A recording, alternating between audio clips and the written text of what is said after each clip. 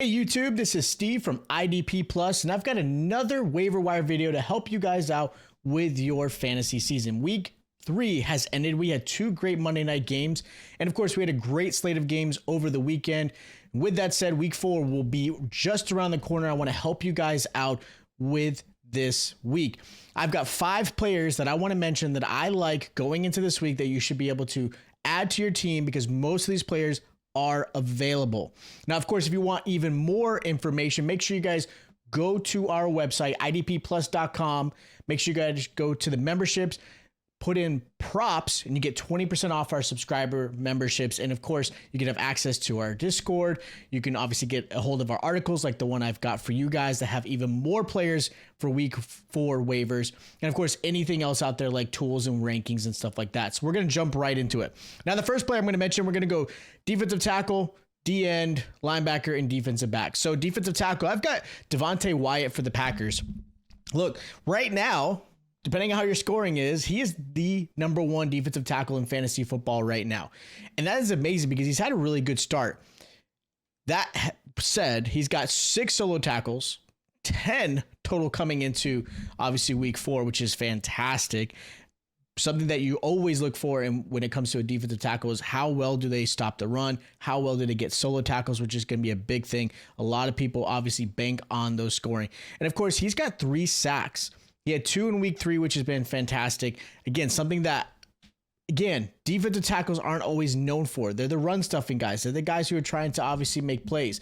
So if you're in a team or a league that's got defensive tackles, not necessarily defensive line, but defensive tackles, he is a great option to pick up. And that's a lot because he's not really a full-time starter. Like, he's increasing his snap share, which is fantastic because, again, he is showing and proving that he deserves it. Right now, Green Bay is kind of doing a lot of rotation. So they're trying to keep their defensive linemen fresh, which is actually, I think, a benefit for players like Wyatt, who's been able to really take advantage of those type of fresh starts, not having to play every single down and being able to get after the quarterback. So I like Devonte Wyatt. Again, he's not mentioned enough.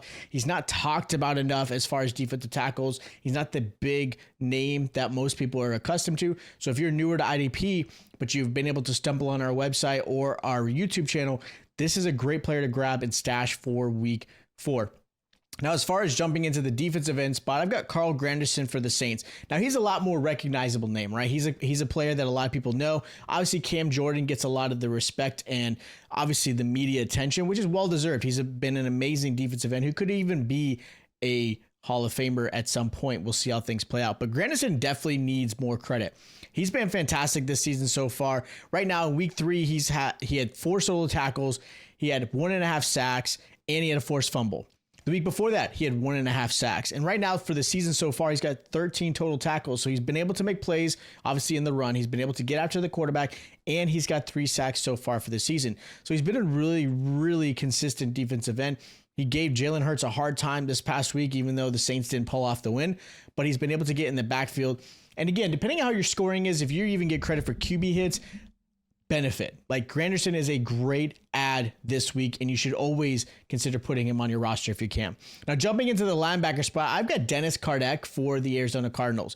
Now, Kardec is actually a surprise so far this season. Right now, he's currently ranked linebacker 6 for the season in fantasy. And again, he's only playing 50% of the snaps. Like, he's only playing 50% of the snaps. Like, that's crazy to me, how well and effective he has been when given opportunities.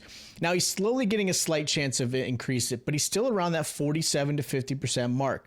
Now, week 1, he had 65% snap share, but he laid a dud. He did not play well at all. But in week 2, fantastic. And week 3, fantastic. Like, week 3 alone, he had 2 solo tackles, 2 assists, and interception.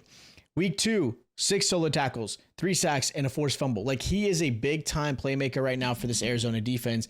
And again, I think some of the hesitation for some folks of why they're not putting him on their roster is because he isn't getting that 100% snap share. Again, 50% is something to be nervous for, but the fact is he is able to do this with that.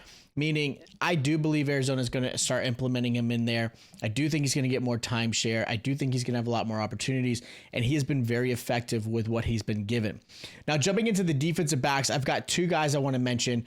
And again, make sure you guys are going to the website to check out the rest of my list. But I've got the Tyron Matthew is a great add this week. 2 weeks in a row, Matthew's had an interception, and even in week 1, he created a turnover as well. Like, he has been a turnover machine. He's gotten a fantastic start to this season.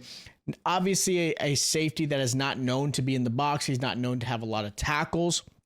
So that is something you've got to understand. He can be more of a boom and bust play, right? He's going to be a player that can make a big play, whether it be a defensive touchdown, or maybe he's got a fumble force or a fumble recovery, or like in the last 2 weeks, he's had an interception in each game.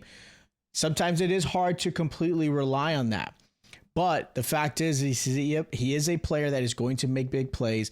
He can help you win in your fantasy league because of that. Now, I do lean more of a defensive back 2, maybe a defensive back 3, because obviously I would love to see more tackles out of him. But Tyron Matthew, not getting a lot of love.